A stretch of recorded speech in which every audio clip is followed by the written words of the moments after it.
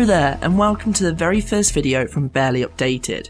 And what a game to kick off with, as Rayman is perhaps the best game currently out on PlayStation 4, combining an infectious sense of fun with some wrist-breakingly tricky action.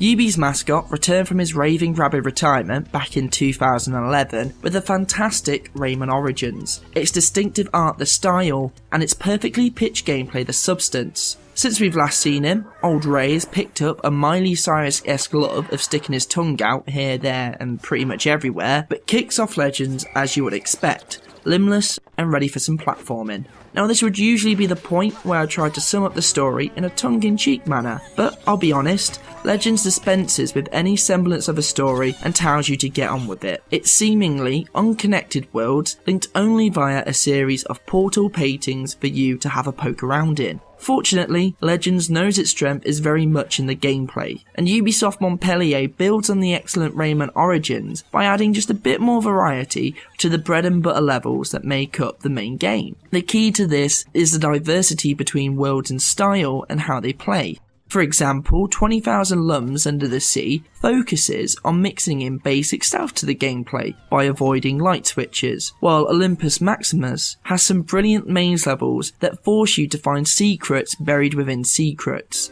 Add on the musical finale levels for each world, which are joyously intricate.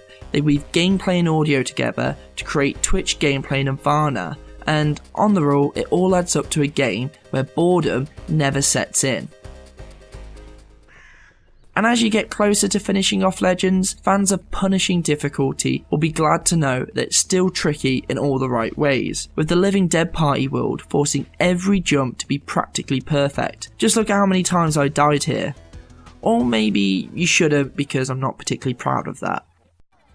Anyway, not only is the level design a step up from Origins, Rayman also slightly tinkers with its core side-scrolling gameplay as well, with a few cosmetic changes that work mainly for the best. One of the bigger additions for the game is Murphy, spelled with an F for some crazy reason I'm sure, who is used mainly to move obstacles for Ray and chums by pressing the circle button when prompted. While his inclusion doesn't detract from the core gameplay, it doesn't really add much to it either, and it can be fiddly adding in a few extra button presses during speedruns. But on the whole, the new adventure experiments with the rock-solid level design set up in Origins and betters it. Now, I won't ignore the elephant in this video for much longer. You've hopefully now got a very good idea of just how gorgeous this game looks in motion. Its predecessor looks stunning, but somehow Rayman Legends looks even better. The attention to detail is just simply astonishing when you can be bothered to just stare at the game rather than actually play it. And while the PS4 doesn't seem to have much of a graphical upgrade, it does have the advantage that loading times are all but gone. The silhouette loading screen replaced with a second of darkness between loading a level and actually playing the level. You can also use the touchpad to take photos in the game and scratch lucky tickets, but let's face it, these are just enjoyable but incredibly slight gimmicks that no one in their right mind should care about. Now, if Legends had left it at that, I would still stand by my opinion of it being the best game I've played on PS4 to date. Sorry Outlast, sorry FIFA 14, you're just not quite as good. But I've barely scratched the surface of the sheer volume of content in the game. There's the challenge mode, which chucks up 2 daily challenges and 2 weekly challenges for you to compete in, which include speedrunning, collecting lums in the dojo, how far you can get across a level, and how quickly you can collect lumps of Murphy, as well as a few more which I haven't put up just to make this video look pretty. Add on some insanely detailed statistics of how you play in the menus, and basically, as long as you're enjoying the game, you'll find something new to do in the game.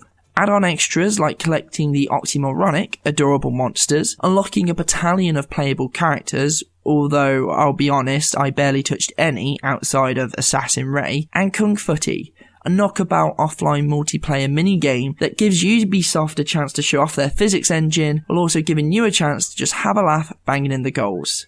And then there's back to Origins, that recreates levels from the 2011 predecessor with the new gameplay tweaks from Legends.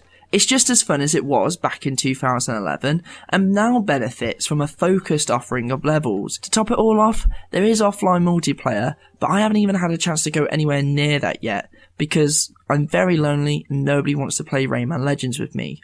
It's an absolutely comprehensive offering from a game that's only 25 quid on Amazon. And very few games can put a smile on my face quite like this rebooted Rayman series, and even fewer scratch the addictive compulsion to keep on playing well after my wrists have given out. For a combination of dazzling style and pitch perfect gameplay, Rayman Legends is by far the best game I've played yet on PlayStation 4. If you even find the slightest enjoyment in 2D platformers, then Legends is a game you should very much own.